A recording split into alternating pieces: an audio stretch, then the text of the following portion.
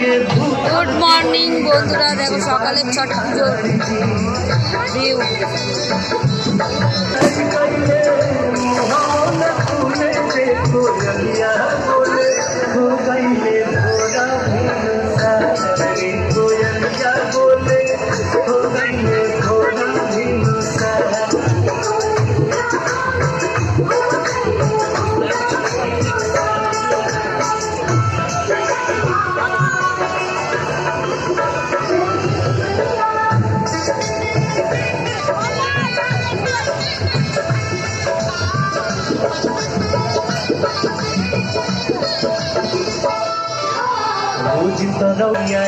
एक भला फंक्शन में जो भाई हैं आप लोग अपना जिम्मेदारी पालन करें। एक फंक्शन में जो भाइयों को चाहिए ध्यान दें।